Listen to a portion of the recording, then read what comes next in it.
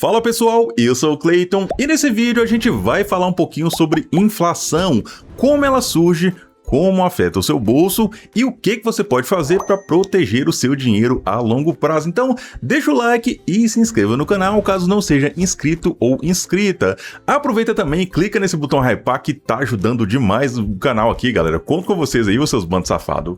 Pois bem, vamos lá então. O que é a inflação? É basicamente o aumento generalizado e contínuo do preço de bens e serviços, ou traduzindo, é a diminuição do seu poder de compra. O seu dinheiro passa a valer cada vez menos e você vai precisar de uma quantia maior para poder comprar o que comprava antes. Aqui no Brasil, a gente tem vários índices para calcular a inflação, como o INPC, o IPC, o IGP, só que o mais utilizado, o principal, é o famoso IPCA, o Índice de Preços ao Consumidor. Vocês já devem ter visto no jornal ou aqui mesmo no YouTube, o pessoal dizendo algo do tipo: o Brasil fechou o ano X com inflação de 4%, ou então a projeção de inflação para o ano Y é de 4,25%. Então, o pessoal utiliza o IPCA para fazer ou trazer essas estatísticas. O problema disso é que esses números que são divulgados, eles não refletem a verdadeira inflação. É porque assim, o IPCA, galera, pega uma cesta de produtos e serviços de várias regiões diferentes, né? Compara o valor desses produtos, desses serviços, quanto que ele custava, né, no mês anterior, no ano anterior, então chegam a um denominador comum, uma média. E como eu disse, o problema disso é que alguns produtos têm até deflação, tá? Por incrível que pareça, que é quando o produto baixa o preço, né, com o tempo em vez de subir, sei lá. Pegue uma televisão lá em 2015. Quanto é que custava uma TV 4K, 50 polegadas?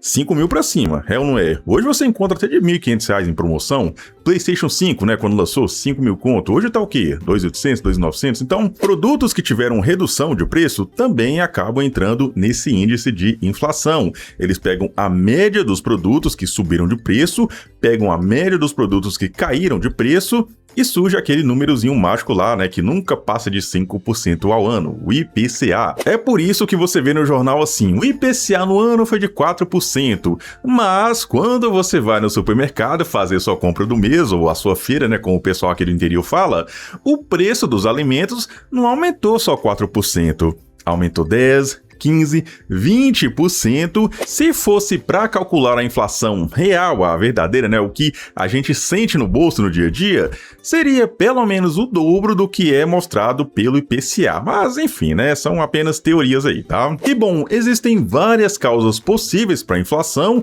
como demanda muito alta, que é quando muita gente resolve comprar os mesmos produtos, só que a oferta não dá conta de acompanhar. Lembra do morango do amor, por exemplo, que ficou famoso, né? De repente, todo mundo queria comer morango lá do amor. O preço do morango dobrou, triplicou. Existe também a inflação por monopólio. Quando tem pouca concorrência, as empresas, elas aumentam o preço aí do tanto que elas querem.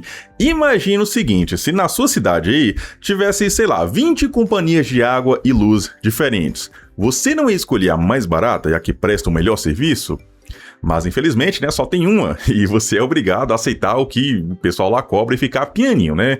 Pois é, quanto maior a concorrência, mais o preço cai. Existe também a inflação por expectativa, que é quando não tem inflação, mas sei lá, as pessoas escutam alguma notícia, né, de que algo ruim vai acontecer e corre lá para comprar os produtos, né, deixar estocado.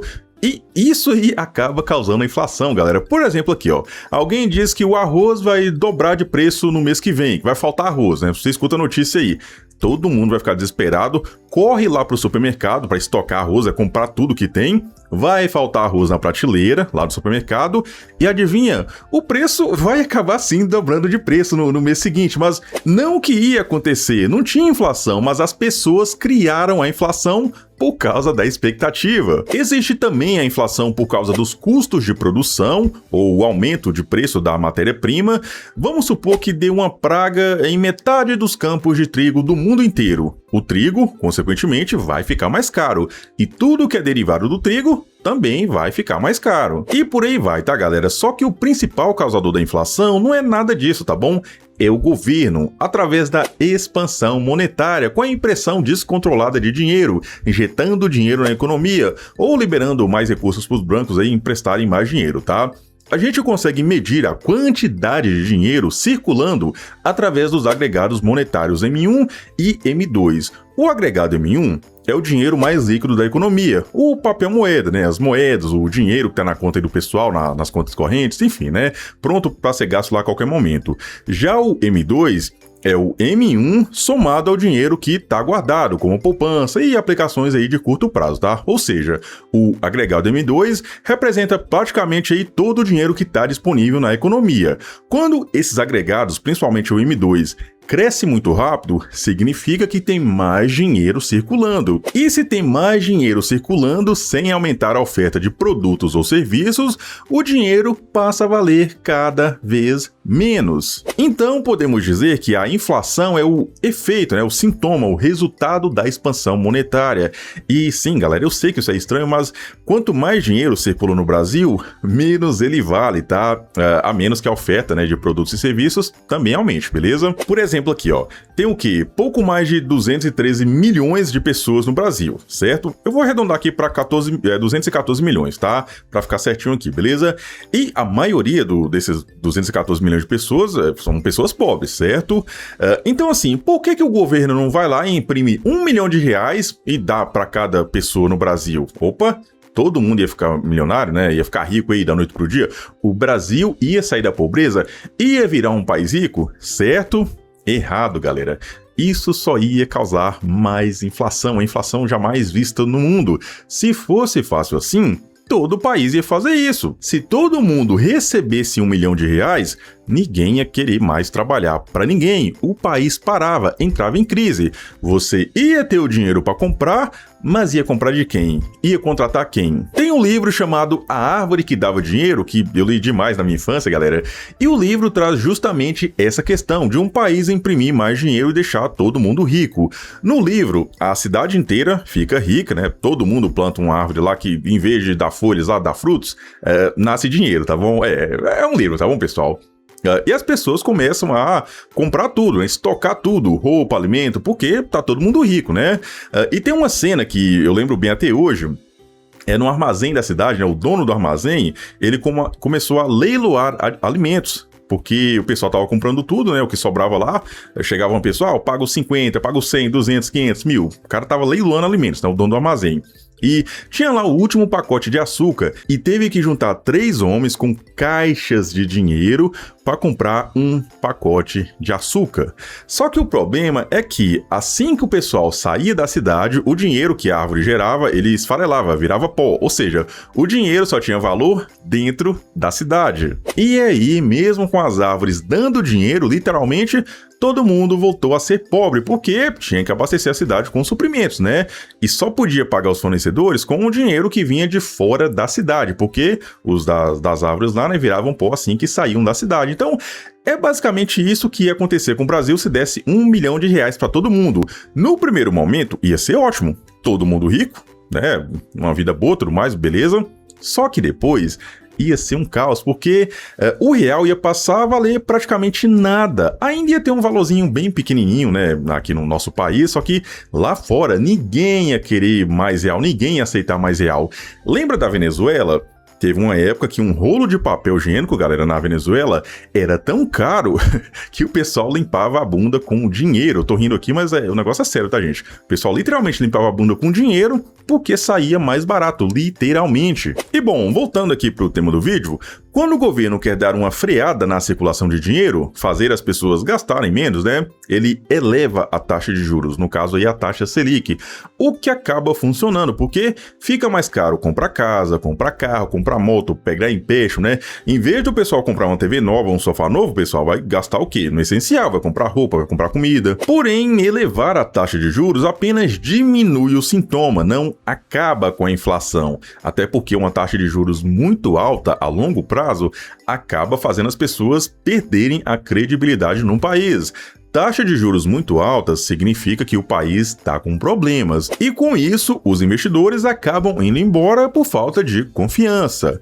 E bom, agora que você já sabe o que é a inflação, o que causa a inflação, né? A inflação é a consequência da expansão monetária, né? Entre aspas aí, tá bom, galera? Eu vou te mostrar como que você pode fazer para proteger o seu dinheiro da inflação. Aliás, o que eu faria para proteger o meu dinheiro da inflação, tá? Porque eu quero lembrar vocês que o que eu disser aqui nesse vídeo não é recomendação de compra, tampouco de venda de ativos, ok? Eu mesmo aqui não tenho qualificação nenhuma para indicar nada para vocês, tá? Vou falar o que eu faria, beleza? Primeiro, investir uma parte do meu patrimônio em empresas americanas ou empresas que usam dólar.